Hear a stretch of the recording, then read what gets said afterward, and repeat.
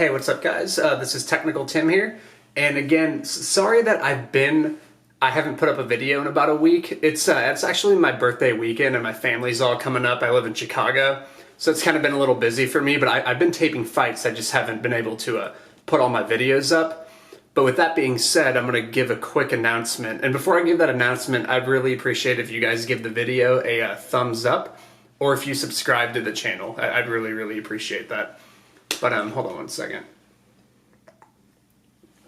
But I want to give a quick announcement. So first, I just want to say I've kind of been just trying this whole YouTube channel out for a while, and just kind of trying to figure out a format that I liked and what you all liked as well. And I think going forward, I'm going to start taping every single fight, or I'm going to start giving a preview for every single fight. And the format I plan on doing is I'm going to do about 5 or 6 videos, and it's going to have 2 or 3 fights on each video. And I'll be kind of spreading them out throughout the week. So I might issue my first one on like Monday before the card and keep producing more as the week goes. I don't want to do all in one video because I kind of want to be able to put out the fights once I'm done taping them, once they're really fresh in my head. So they're very, very, like, it's good quality. And I don't want to do them all at once because I think then I'll kind of forget some key factors that I've written down on fights, and I'll kind of get overwhelmed talking about too many fights at once. And to kind of keep the videos a little shorter, like, so they'll probably be about 20 minutes each, but it'll be like 2 or 3 fights, so they'll be kind of brief, but also in-depth at the same time. So that's going to be the format that I'm going to be doing going forward. A few more house cleaning items. Sorry, I'm just getting all this out there before I then talk about the fights. I will also... I'm going to make sure I got everything. I'm going to also like do things for PFL and stuff too. So not just UFC. PFL starts next week. And that was actually one of my most profitable cards or profitable leagues of the year last year. I had a pretty sick parlay of Sean O'Connell and Magomed Karamov, and they were like both big dogs, especially O'Connell. So hopefully that my track record on PFL last year rolls over into this year. And another thing that I want to introduce is also, I'm going to start doing like at the end of the month, so I'll kind of do one right now, but not as formal. I'll actually make it its own video. I'm going to do like monthly reports on kind of like how we've been doing, like how I've been doing, and kind of using my Bet MMA page and just kind of talk about how the month went. And I'll talk about that now. So in April, it was my first losing month in some time. I think like 10 or 11 months. I lost 9 units. I've won every other month in 2019. And my ROI on Bet MMA is currently like 13 or 14%, which I'm not too happy with. And that's just this year. I just started tracking online this year. I'm not too happy with, but at the same time, it's a pretty small sample size because we really didn't have many cards in January. And there's only been like 8 legitimate cards this year. So we have a lot coming up with PFL, the Contender Series, so we're going to be able to build a big sample size. So even if your ROI at this point of the year is 5% or 40%, there's not enough sample in 2019. You need about 1,000 units bet or 1,000 picks to be able to kind of start being able to tell where you're really at. And I can tell you in the year, this is all I do is bet MMA. And the few years I've been doing it kind of full time, my ROI is always around 20%. So I can just tell you that's probably where you should expect me to be. And I use legitimate odds on my Bet MMA page. And you can always buy my picks if you want. I only charge $8, but you can get most of the information you need from here too. But sometimes I might not. Sometimes I might make like a kind of later in the week type of call, or I might not tell you how many units I'm risking. So if you just want everything, you can buy my picks there. And I try to be very ethical on there. I try to make that site, I don't always put my odds on there at what I got it. I try to put them on there what's available for you guys to get. I don't see that site as like a way to really track my performance too much. I kind of more so track it I more so use it for you guys to buy my picks, and I want to make sure you guys could just like buy it an hour before the card and be able to use my picks. And I promise you, even though April we've lost 9 units, that's really not that bad. That's one event you can make that back. But I promise you in the long term, we'll turn a profit. It's all about the long term in this game. You're always going to have bumps. You're always going to have some ridiculous hot streaks. But in between that, you just want consistency. And I promise you, you'll have consistent cards with me.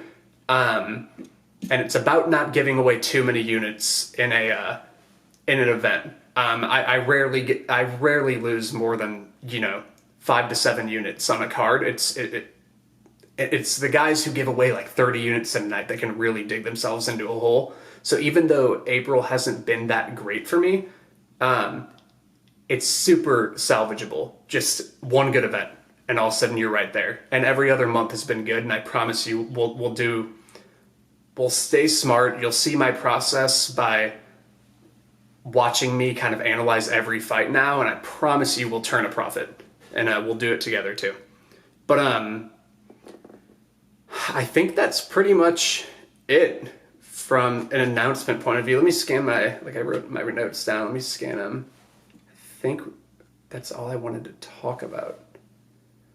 One other thing, and I'll continue to improve the quality of the videos and kind of use different features and make it more professional. I actually use like a real camera, so that's kind of a tweak that I've been doing, not a webcam. And I'll be adding features, captions, and things like that to make it good quality, but I just kind of started doing this. I'm kind of learning the video editing as I go. So I promise by the end, it'll be a good product for you all. So I just wanted to say that. Sorry for the 7-minute spiel. I just wanted to get that out of the way, and now we'll get to the important things, and that's the fights. And I'm going to do 2 fight previews on this card. And this is the UFC Ottawa, by the way. It's the main event's Ally Quenta and Donald Cerrone. That will be a fun fight, but let's start with this fight because I think we can easily dismiss it. It's Macy Chiasson and Sarah Moras. And anytime on a card, I like to get the ones out of the way that I know the lines are too juice that I'm not going to play, so I can just get my memory off it and use all my mental fortitude for the rest of the fights. And Macy Chiasson, give a quick bio. She won like the Ultimate Fighter. She was at 145. She cut to 135 now, and she's just a really physical girl, and she's a really good finisher. She almost reminds me of a Cyborg, and like I'm not saying skill for skill. I'm talking about just her overall like physicality. She seems to be like in another league as far as physical strength compared to her opponents. And she just hits a lot harder. She's a lot more damaging whenever she lands. And she does really good in the clinch as far as tactically, and she is a really opportunistic back taker and finisher from there too. Like she can pound you out from back mount. She can also get some rear naked chokes, and I actually won on this fight against Pani, and then also on Mazzani, I played her at plus 400 for TKO, so she's actually won me money in her last couple fights. But she's legit. Like she's a good prospect, and she's fighting Sarah Moras. I'm not going to spend too much on this. She's not that good. Like, I'm just going to be real, and she should be a heavy underdog in this fight, as she is. And let's go to the odds.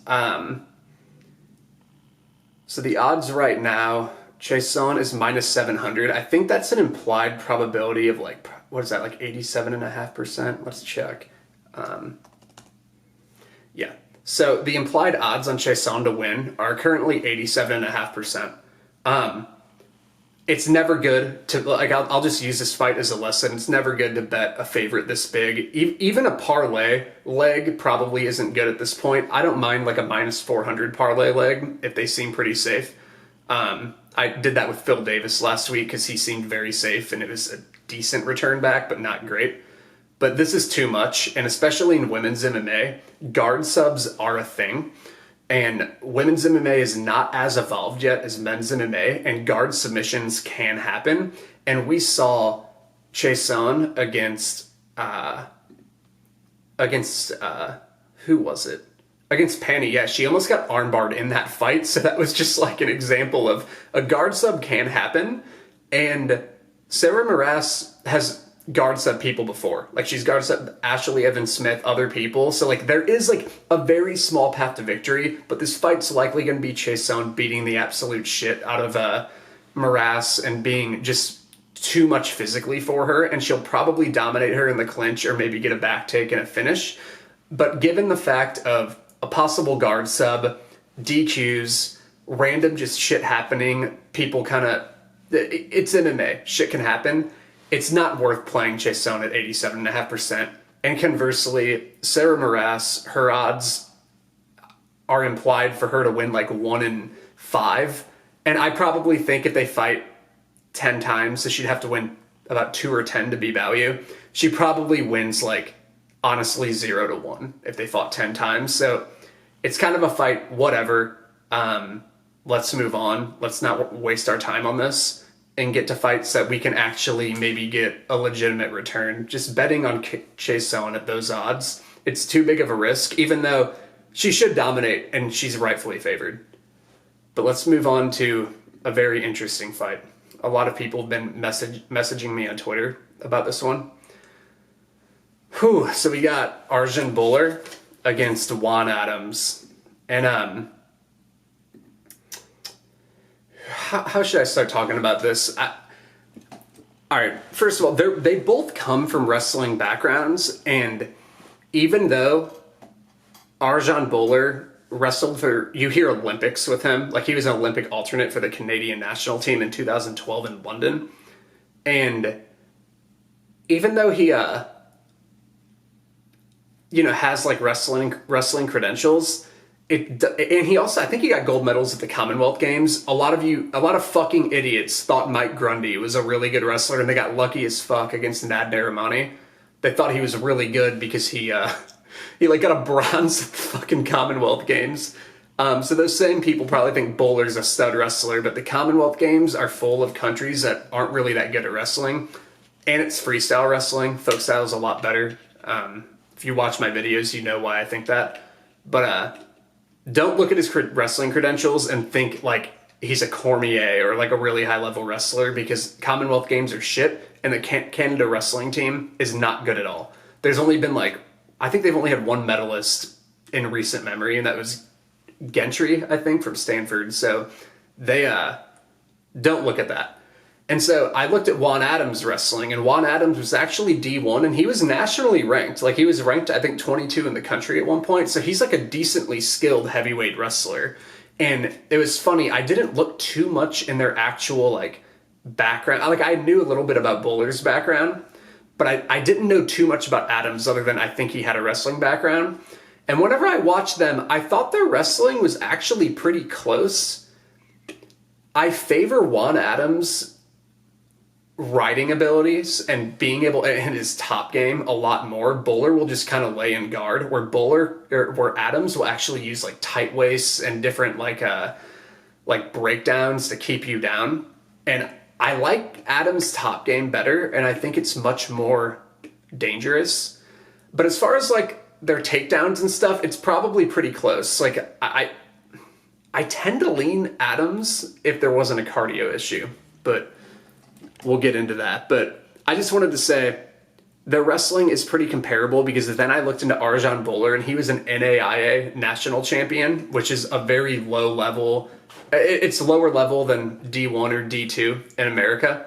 And they're still like decent. Like NAIA national champs are usually decent, but they're probably around like lower tier D1 guys like Juan Adams was. So their credentials are actually pretty similar. It's just Juan Adams doesn't have an opportunity to wrestle for Canada in the Olympics. Like, he'd probably be an alternate for the Canadian national team too. It's just he's American, so there's no way he's going to make the American wrestling team, which is actually good. But yeah, so their wrestling credentials and their overall wrestling abilities, I think, are pretty similar. I do think Adams' top game, though, is a thing that can really give Bhullar issues. I've seen Juan Adams taken down against, what was the fight? against De La Rocha, and I like the way he got back to his feet. And Bhullar, I haven't seen him off his back, and I haven't seen him on the floor, but I'm suspicious. And Adams' top game, the thing about Adams' top game, it's super damaging, and I can see him causing a lot of issues for Bhullar if he gets on top of him. Where Bhullar, if he gets Adams down, all he's going to do is lay in guard. So even if he gets Adams down, I don't think he'll damage Adams in any way. I think it will be a bigger issue for Bhullar if Adams takes him down than for Adams if Bhullar takes him down, if that makes sense. And on the feet, I think Adams is much more dangerous early. Like I said, it's just he gasses, man. He gassed versus De La Rocha, and I didn't like the way he looked in that fight, even though he still kind of fought through it and got like somewhat of a second win later. But I'm really torn on this fight, if you can't tell. Right now, what are the odds? It's about even money. Like, they're about implied 50%, so it's pretty much a pick 'em. So it's really like, who do you think's going to win? And the way I see it is like,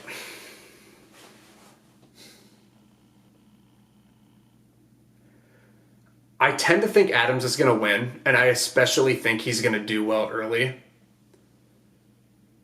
It's just a question of, can he kind of like hang on and build a lead in the second as well? Because I don't think Bhullar has the capabilities to finish Adams. I just don't think Bhullar's much of a finisher. It could happen. It's heavyweight MMA, but it's much less likely. And Adams is going to get an early lead, so it's really like a matter of, can Adams kind of keep it competitive in the second and third, which if his cardio is improved, he will. The fact that I heavily favor Adams in the first round makes me think he's going to win, because I think he's going to get a lead and he could finish Bhullar early. But I think overall, this fight, guys, I think it's a stay away. I really do. I would not be the least bit surprised if Adams gassed out in this fight and Bhullar grinded him late. Like, would you guys be surprised? I don't think you would. I'm sure some of you have taped this. And at the same time, Adams is a lot more... He's going to have a legit start to this fight. I feel like there's going to be a storm early. And if he gets on top of him, he could really hurt Bhullar. Wrestlers don't like to be on their back like Bhullar. And I feel like Adams is super dangerous there. So I tend to favor him. But like I said, I lay off on fights more often than people, and I think this just isn't one. It's marginal value, in my opinion. I do think Adams is going to win, but I don't think I'm going to play it. But, yeah, I think we just got to stay away from this and just be smart, be disciplined. Don't just throw on money because you think someone might win. Throw on it whenever you could tell the bookies got it wrong. And I think this one is pretty much a close fight, and I think the bookies are right here. If Adams improved his cardio, he'll probably fuck Bhullar up, but if he doesn't, he could really be into trouble, so let's stay away. But those are the only two fights I'm going to talk about for this video. I'm going to be pumping out videos throughout the week. I'll send another one today, actually, and we will have action on later fights, but even though we don't have action on either of these two fights, it's important to still analyze fights and be able to know when there's a layoff. And it's about a 50-50 fight on the Adams-Bhullar fight, so just stay away. And Chiasson's super juiced. Don't waste your time on either of these fights, and let's focus our time on fights that maybe we can find some value. So thank you so much. Comment below, and if you have any questions, you can also message me on Twitter. But yeah, I'm excited for the new format, and I want to thank you all so much for watching this video. Thank you. Bye.